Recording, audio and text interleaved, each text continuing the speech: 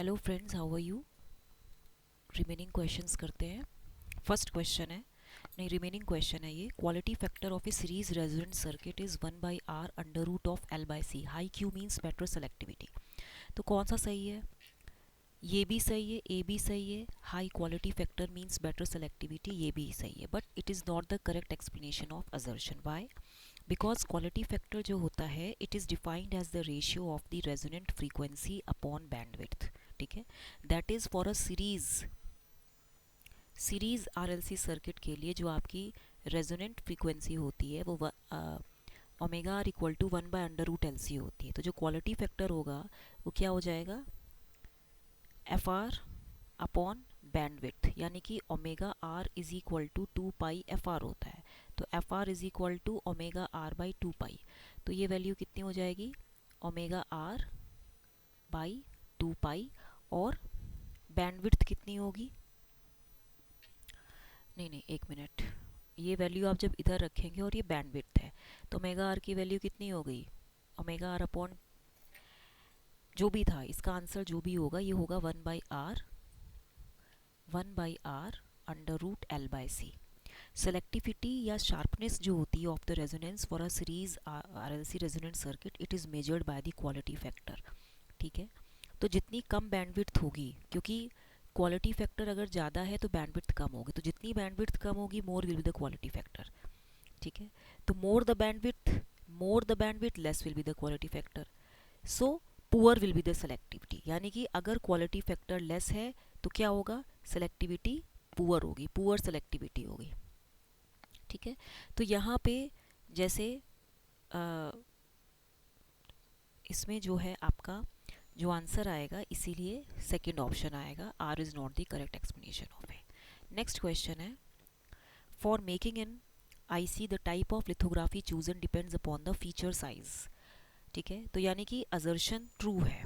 मैंने लास्ट में भी बताया था कि जो स्मॉलेस्ट फीचर साइज होता है that can be pattern is related to the wavelength of light. Sigma क्या है आपका? फीचर साइज है। ठीक है, and it is equal to k dot lambda upon Na। k क्या है आपका? मैंने बताया था रेले कांस्टेंट है, रेले कांस्टेंट है। लेमडा वेवलेंथ है, Na न्यूमेरिकल एपर्चर है। तो जब 135 नैनोमीटर की लाइट वेवलेंथ होती है, when there is a light wavelength of 135 nanometre, तो इसको हम बोलते हैं extreme UV lithography, extreme UV lithography. तो फीचर साइज कितना हो जाएगा जब आप कैलकुलेट करेंगे? यानी कि सिग्मा 68 नैनोमीटर होगा। It is possible to reduce the wavelength even further by using, हम वेवलेंथ को कैसे रिड्यूस करते हैं? बाय यूजिंग एक्सरेज या एक्सरे लिथोग्राफी। तो बाय यूजिंग यूवी लिथोग्राफी नानो size circuits are made easily. तो यानी कि इसमें UV lithography can easily be used for making nano size circuits, ये सही है, but it is not the correct explanation of A कि for making an IC the type of lithography chosen depends upon the feature size. क्योंकि smallest feature size जो होती है ये lithography पर ही डिपेंड करती है, ये तो पता ही है, स्मॉलेस्ट फीचर साइज। तो यहाँ पे अगर एक्सट्रीम यूवी लिथोग्राफी होगी तो फीचर साइज भी उस 68 नैनोमीटर होगा अगर लाइट वेवलेंथ 135 मिलीमीटर है तो। ठीक है, तो कहने का मतलब ये है कि नानो साइज के सर्किट्स हम इजीली बना सकते हैं, लेकिन इसका करेक्ट एक्सप्लेनेशन नहीं है, तो इसीलिए ये सेकंड इसका राइट ऑप्शन है। नेक्स्ट क्वेश्चन है, in a parallel in serial out shift register data is loaded 1 bit at a time because a serial in serial out shift register can be used to introduce a time delay in the circuits. Serial in serial out shift register and in a PISO, दो cases दिए हैं। देखो पीसो में क्या होता है कि जो पैरेलल डेटा होता है it is loaded into the register simultaneously and is shifted out of the register serially. मतलब डेटा जो हो रहा है आपका पैरेलल जा रहा है, it is going to feed in parallelly, लेकिन निकल कैसे रहा है? Serially it is taken out. ठीक है, shifted out register out of the register serially, मतलब सीरियली का मतलब 1 bit एट अ टाइम वो निकल रहा है under clock control, under clock pulse या क्लॉक कंट्रोल की वजह से।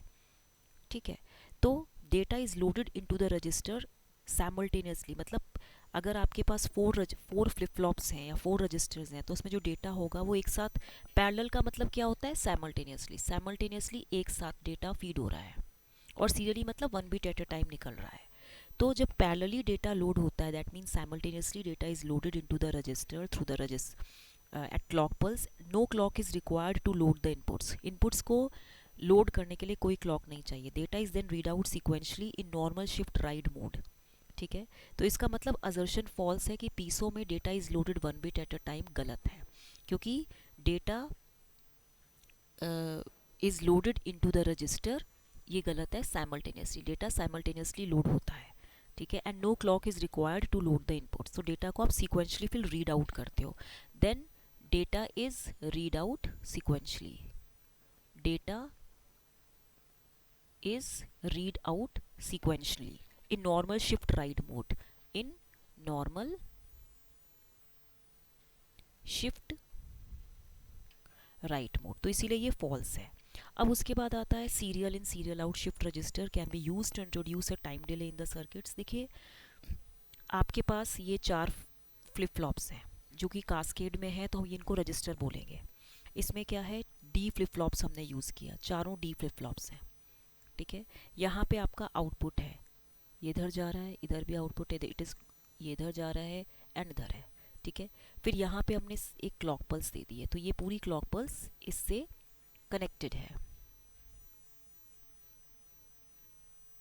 ठीक है, अब यहाँ पे ये जो क्लॉक पल्स है हमने साइमल्टेनियसली इधर लगा दी है। ठीक है, ये क्लॉक पल्स जा रही है। ठीक है, यहाँ पे सीरियल डेटा इन फीड हो रहा है, यहाँ पे सीरियल डेटा इन फीड हो रहा है। ठीक है, अब the data is serially entered in, data को आप सीरियली एंटर कर रहे हो and it is taken out of the register 1 bit eight a time under clock pulse. यहाँ पे जो डेटा जा निकलेगा वो कैसे निकलेगा, serial data out.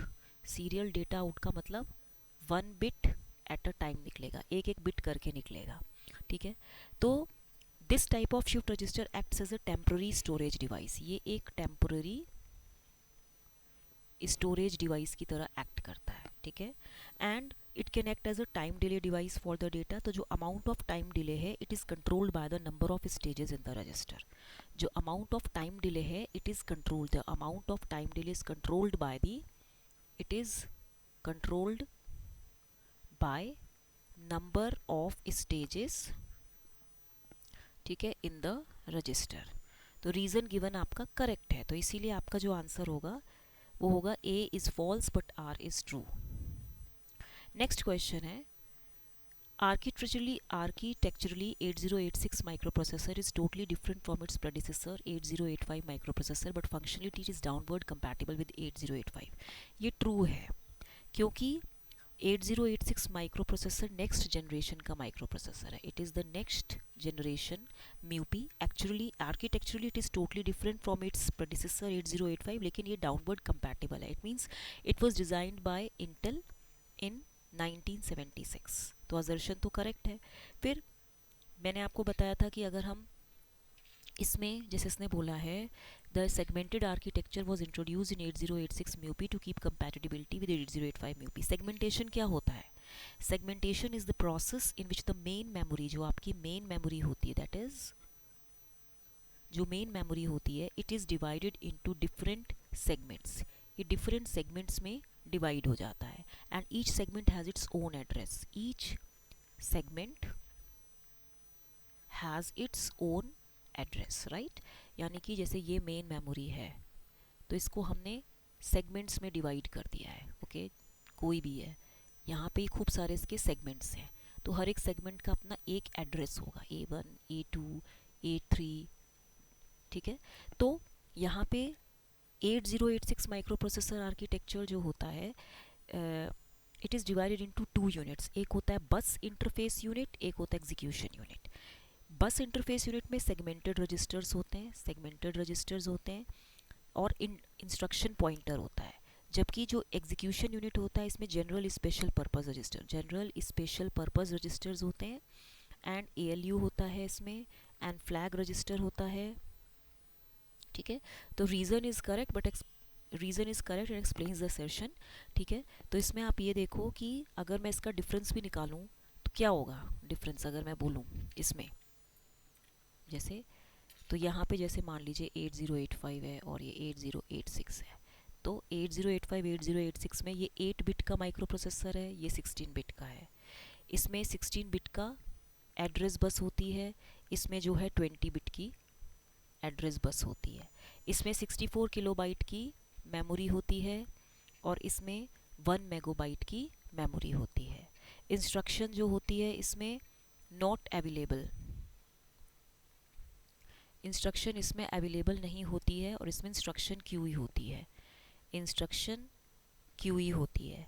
Pipeline it does not support, pipeline जो होता है 8085 में does not support, it does not support pipeline, ठीक है, जबकि ये supports pipeline structure, it supports pipeline structure, ठीक है।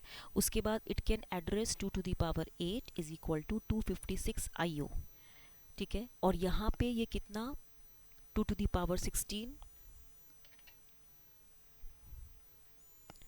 65336 IOs को ये एड्रेस करता है, ठीक है, ठीक है। अब इसमें आप देखो यहाँ पे ये दोनों, ये सही है बिल्कुल, फर्स्ट ऑप्शन बिल्कुल सही है। नेक्स्ट क्वेश्चन है सी का ही है, if char a10 is defined in one file and extern char asterisk a is declared in another file then it doesn't work. The declaration extern char a does not declare an array and therefore does not match the actual definition. देखिए जो extern keyword होता है आपका, जो ये क्या है extern, ये क्या है आपका एक कीवर्ड है, this is a keyword right, and it extends the functions visibility, ये क्या करता है it extends function visibility, function को विजिबल होने के लिए वो एक्सटेंड कर देता है functions visibility to whole program, to whole program. The function can be called anywhere in any of the files of the whole program. किसी भी whole program में किसी भी function, आप इस function को कहीं से भी call कर सकते हो in any of the files provided these files contain a declaration of the function. तो ये जो external char asterisk a है, it is a pointer of type character. ये कैसा character है, pointer type का character है, it is a pointer type character with visibility to the whole program, with visibility to the whole program. अब ये जो character array declaration है of size 10, इसका मतलब क्या है कि साइज इसका 10 है। If char a10 is defined in one file and extern char a is declared in another file, okay, then it does not work because the declaration जो है, reason क्या दिया है, the declaration extern char a does not declare an array and therefore does not match the actual definition. That means जो declaration है इसमें कोई array तो दिया नहीं है, इसको आपने इनिशियलाइज नहीं किया, external chair A it does not declare an array, ये एक एरे नहीं डिक्लेयर कर रहा है, तो इसीलिए ये आपका एकदम से करेक्ट एक्सप्लेनेशन है, reason R is the correct explanation of A. दोनों को अलग अलग फाइल्स में कर दिया है then it does not work, क्योंकि ये जो है इट डज नॉट, इसमें एरे भी तो डिफाइन करना पड़ेगा, इस चैर एस्ट्रिक ए में एरे डिफाइन किया है जिसका साइज 10 है नहीं, एंड देयरफॉर ये एक्चुअल डेफिनेशन से मीट नहीं करता है। नेक्स्ट क्वेश्चन है, a high electron mobility transistor is based upon modulation doped GaS AlGaS single heterojunction structure, ये ट्रू है, ठीक है, क्योंकि जो हाई इलेक्ट्रॉन मोबिलिटी ट्रांजिस्टर एक फॉर्म का फेट होता है, ये एक्चुअली ये HEMT होता है, high electron mobility transistor, it is a type of FET that uses a junction between two materials, that uses a junction between two materials, ठीक है, with different band gaps, with different band gaps, that is a heterojunction, that is a heterojunction as channel. जो most common material used होता है वो होता है आपका AlGaAs and GaAs, ये असर्शन इसका करेक्ट है। गैलियम आर्सेनाइड हम जनरली यूज करते हैं because it provides high level basic electron mobility. अब इसमें जो इसका असर्शन दिया है, रीजन क्या दिया है इसमें कि HEMT shows a very high noise figure and very low gain at very high microwave frequencies up to 70 gigahertz. No, advantage क्या है इसका कि इसका हाई गेन होता है, HEMTs have a high gain at microwave frequencies because charge carriers are almost exclusively majority carriers, क्योंकि इसमें जो चार्ज कैरियर्स होते हैं ये मेजॉरिटी कैरियर्स होते हैं, minority carriers are not significantly involved, इसमें minority carriers involved ही नहीं होते हैं। दूसरा क्या है, इसकी लो नॉइज़ होती है, लो नॉइज़ होती है। एक तो हाई गेन होता है क्योंकि इसमें चार्ज कैरियर्स मेजॉरिटी होते हैं, माइनॉरिटी कैरियर्स इन्वॉल्व ही नहीं होते सिग्निफिकेंट अमाउंट में। एंड लो नॉइज़ होती है क्योंकि HEMTs provide very low noise operation, ठीक है, because the current variation in the devices, क्योंकि इसमें जो करंट वेरिएशन होता है वो डिवाइसेस में वो लो होता है, इसीलिए इसका रीज़न फॉल्स है, ठीक है। तो अगर जैसे आप इसका डायग्राम भी चेक करेंगे तो यहाँ पे क्या है, जैसे ये सोर्स है, ये गेट है, ये ड्रेन है,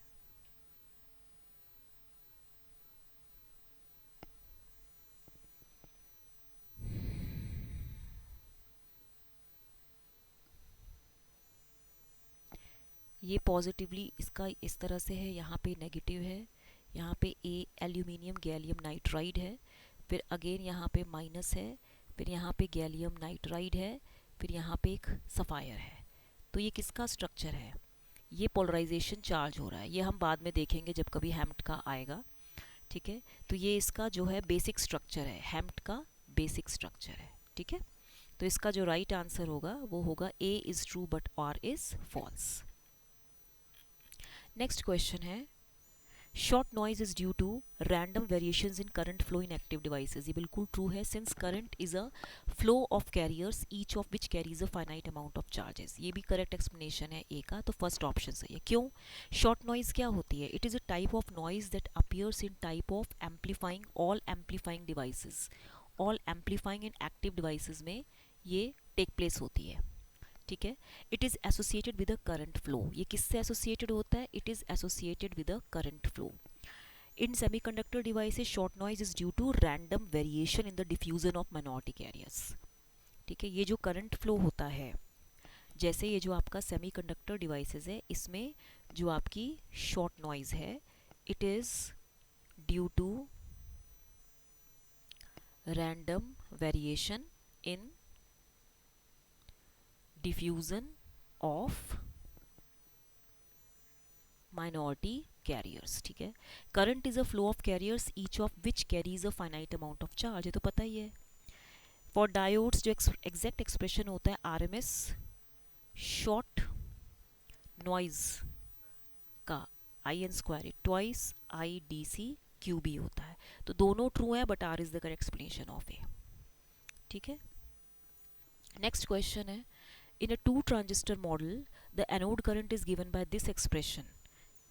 देखिए टू ट्रांजिस्टर मॉडल में एंड इसमें ये भी बताया कि जो रीजनरेटिव या लैचिंग एक्शन होता है, it is due to positive feedback which is demonstrated in a two transistor model of a thyristor. It contains a PNP and NPN transistors. देखिए आपका टू ट्रांजिस्टर मॉडल ऐसे होता है, ये है आपका Q1, ये आपका P है, ये N है, ये P है, यहाँ पे अगेन इस तरीके से है, यहाँ पे आप इसको इस तरह से बना लीजिए, ठीक है। यहाँ पे ये हो गया Q2, ये अगेन NPN हो गया, और यहाँ पे करंट IK हो गया, ये कैथोड हो गया। तो यहाँ पे ये गेट है, तो ये करंट होगी IG, ये करंट हो गया IB2। तो यहाँ से जो करंट निकल रही है IA इक्वल टू IE1, यहाँ पे ये बेस करंट है, तो IB1 equal to IC2।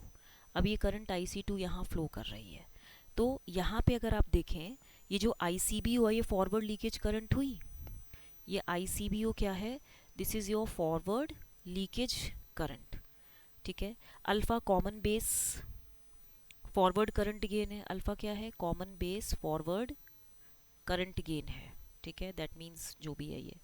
Beta common ammeter forward current gain है, राइट। तो अगर आप Q1 ट्रांजिस्टर के लिए एक्सप्रेशन लिखेंगे तो क्या होगा?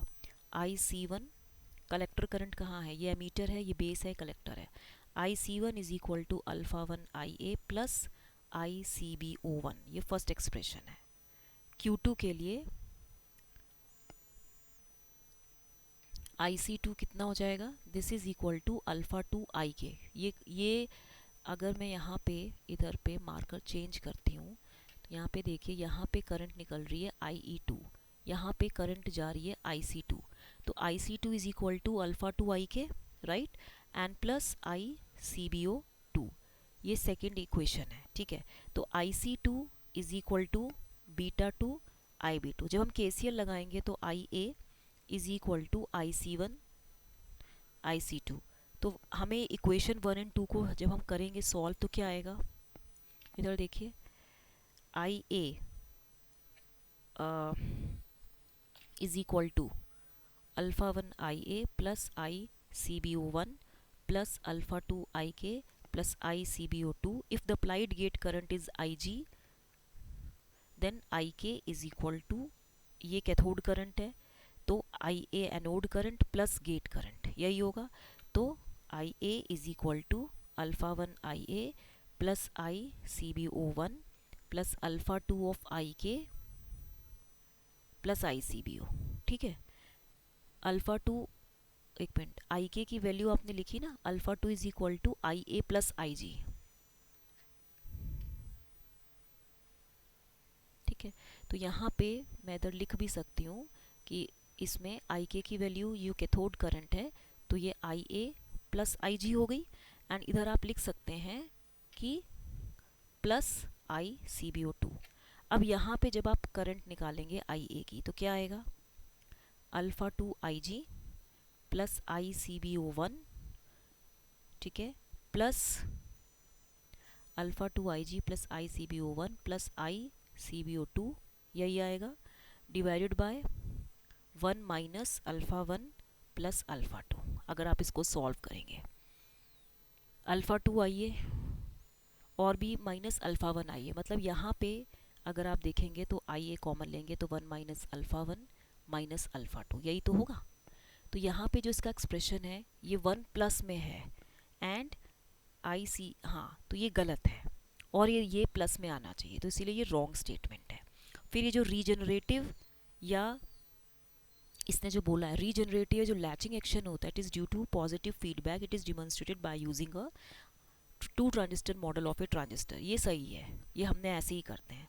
तो इसमें आप देखिए, जब आप इसमें ये डायग्राम भी बनाएंगे अगर इसका, तो यहाँ पे कैसे होता है ये, यहाँ पे ये एन पी होता है, एन पी, ठीक है, फिर यहाँ पे पी एंड यहाँ पे एन, 2 ट्रांजिस्टर मॉडल है ये कैथोड है आपका, ये गेट है, ये आई जी है, ये एनोड करंट है, ये आई ए है। A is false but R is true, तो इसीलिए आपका जो है आंसर ये सही, A is false but R is true. तो यहाँ पे मैंने फोर्थ एक्सप्रेशन एक्चुअली वो कभी कभी कट जाता है तो ये मैंने इधर मार्क कर दिया है, A is false but R is true. बाकी क्वेश्चंस हम नेक्स्ट क्लास में करेंगे। टिल देन इसको लाइक शेयर सब्सक्राइब करना मत भूलिएगा। Thank you very much. Okay, thank you very much.